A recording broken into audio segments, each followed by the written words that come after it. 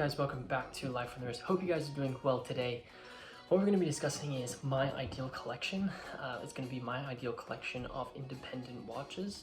This is basically a 3-watch collection of watches that I would love to have in the collection if I was only to collect independent watches from independent watch companies or very small micro brand watch companies. That's what we're going to be discussing today. I think this is going to be a cool topic. I also want you guys to let me know what your ideal collection of independent watches would be. Let me know in the comment section below. Also, while you're doing that, be sure to smash the like button for this ideal collection of independent watches. And also, don't forget to subscribe to the channel if you like these types of videos.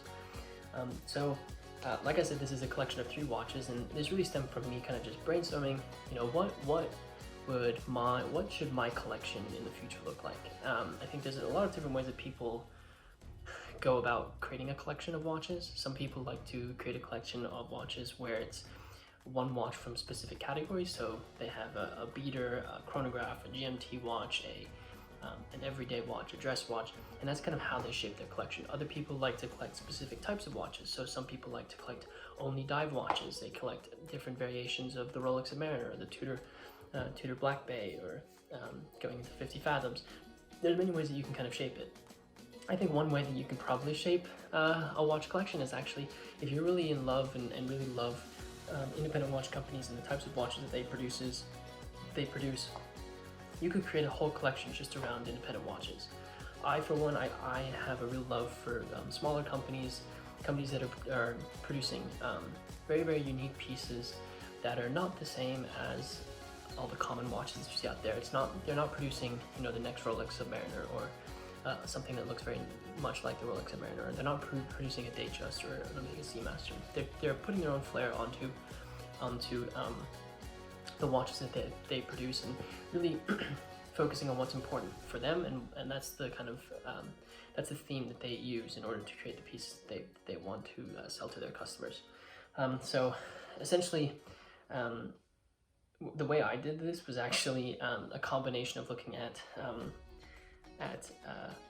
only independent watch companies, but I also made a collection, and the collection is essentially one watch that I absolutely love that I would wear every day, one watch that is a chronograph, because the chronograph is one of my favorite complications in watches, and I think having an independent chronograph is going to be pretty unique. And then I also love to travel quite a bit, so I think a GMT watch is another is the third category. So 3 watches, one that I would wear every day, a chronograph, and a GMT watch, all from independent watch companies. That's how I set up this collection. So the first one, and you probably guessed it if you know us and know me from this channel, the first watch that I would have in this collection is, and this would be my everyday watch, and that would be an MB&F Legacy Machine #1. This is truly one of my favorite pieces from one of my favorite watch brands of all time. I absolutely love Max Boozer, who's the founder of the company. I love his vision and what he puts into each of these watches. Like I said, this is the Legacy Machine #1. If you aren't really familiar with how MB&F's watches are structured, they have the Legacy Machine line and the Horological Machine line. Legacy Machine is classical watchmaking in a futuristic design. So applying the design elements that Max loves and putting it with classical watchmaking. Horological machines are essentially, the way he describes it is horological pieces of art that tell time. So Legacy Machine #1, it's one of my favorite pieces. I'd probably go for the white gold, the 18 karat white gold version of this. I'd go with the gray dial. If you aren't really familiar with the way these are laid out, there's 2 dials, each with its independent time zone.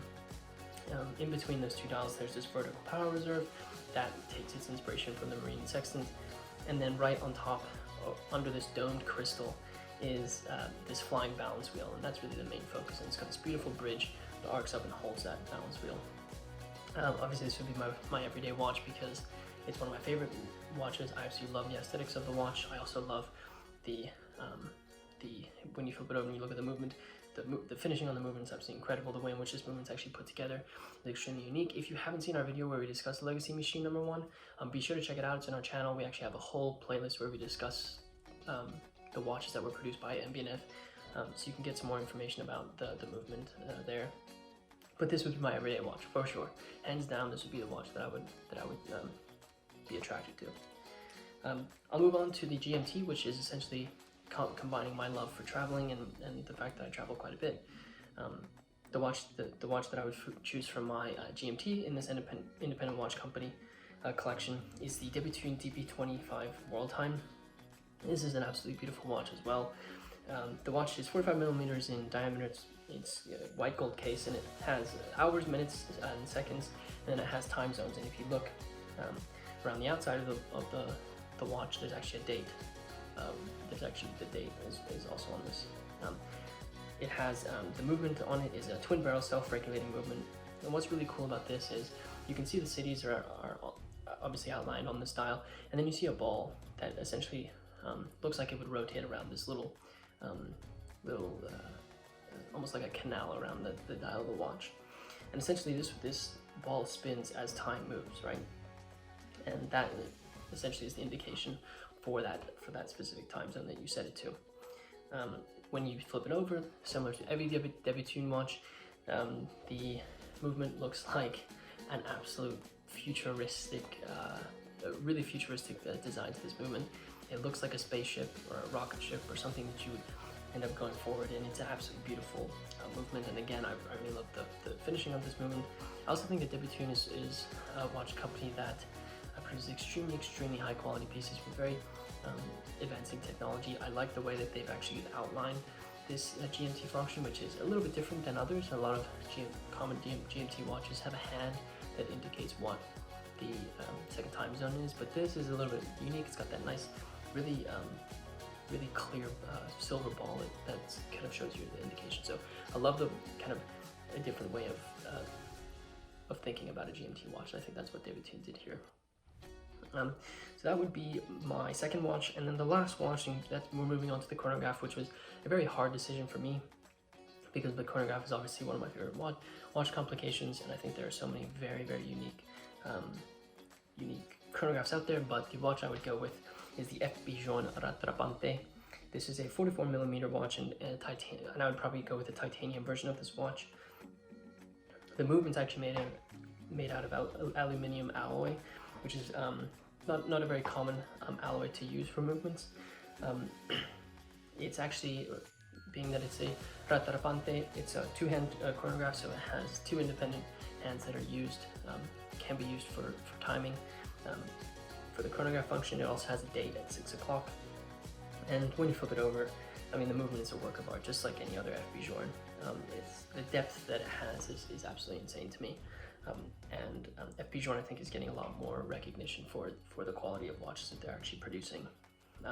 I would go with this watch because I like the fact that it has two chronograph hands. You never know how much you have to time, even though I hardly really use the chronograph functions. There's no, like, I can use my phone to time things, so there's no real applicable time where I only can use my watch. But I like the fact that it's a rattrapante. Also from FB Jaune, which is an incredible watch company. So yeah, that's my 3-watch collection for independent watches. So just to recap, for my everyday watch, I'd go with the MB&F Legacy Machine number 1. For my GMT, I'd go with the Debutune DB25 World Traveler, which is what I consider myself. And then third, for my chronograph, I'd go with the FB Jaune Rattrapante, because I mean, who wouldn't want an FB Jaune in their collection? So I think this is a really cool collection of watches. I think this is it's a cool concept, and I can probably make another collection of independent watches, completely different than this one. Maybe I'll just continue to make some interesting collections from different themes. But I think this is a really cool collection. It would literally hit on everything that I love, and they would definitely be watches that I would use. So let me know in the comments what you think about my collection of 3 watches from independent watch companies.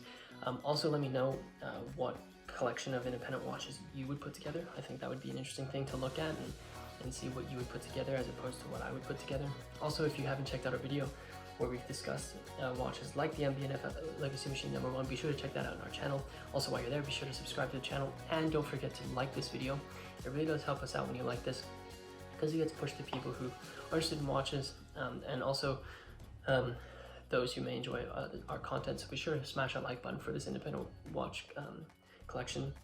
Also, don't forget to check us out on Facebook, Instagram, TikTok, Twitter, all of the social medias. We are at Life on the Wrist. We post there almost daily, so be sure to check us out there. And with that said, guys, I hope you enjoyed this video, and until next time.